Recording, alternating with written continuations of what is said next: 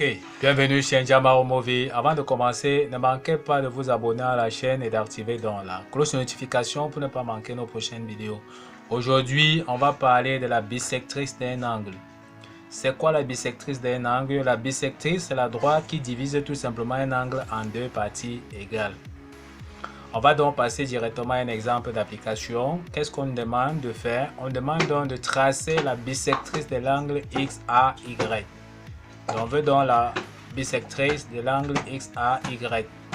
Maintenant, comment on fait donc pour tracer la bisectrice? Qu'est-ce qu'on aura donc besoin? On aura donc besoin tout simplement donc...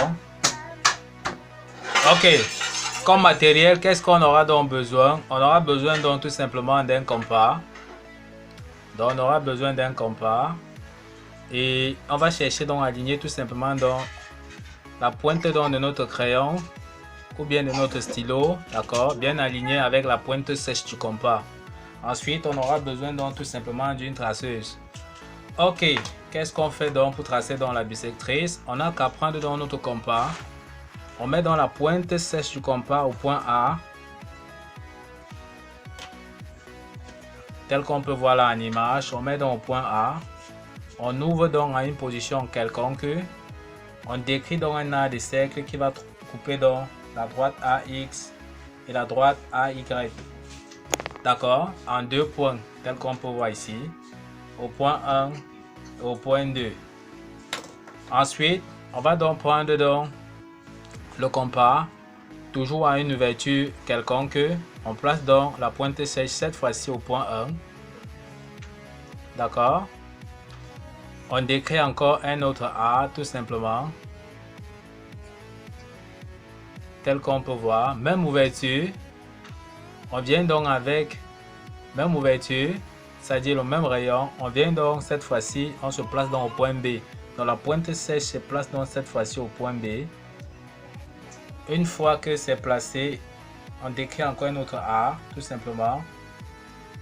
On voit que les deux A se coupent ici en un point qu'on peut appeler dans le point 3, c'est-à-dire l'intersection des deux A. On n'a qu'à prendre donc notre traceuse. On passe donc tout simplement par le point A et au point 3 qu'on vient donc de trouver précédemment, c'est-à-dire ce point-ci. On joint donc passant par le point A tout simplement là. Ça divise donc tout simplement dans notre angle donc en deux parties, tel qu'on peut voir ici. Donc la valeur de l'angle ici correspond donc à la valeur de cet angle-ci. D'accord? Donc voici donc la bisectrice donc de l'angle XAY qu'on vient donc de tracer. On voit bien que cette droite a divisé tout simplement donc l'angle XAY en deux parties, en deux angles. D'accord? En deux angles qui sont tout simplement donc égaux. Ok, nous vous remercions donc d'avoir suivi cette vidéo de bout en bout qui montrait étape par étape comment on faisait donc pour tracer dans la bisectrice d'un angle. Ne manquez pas de vous abonner à la chaîne, de liker et d'activer dans la cloche de notification pour ne pas manquer nos prochaines vidéos. Sur ce, à bientôt.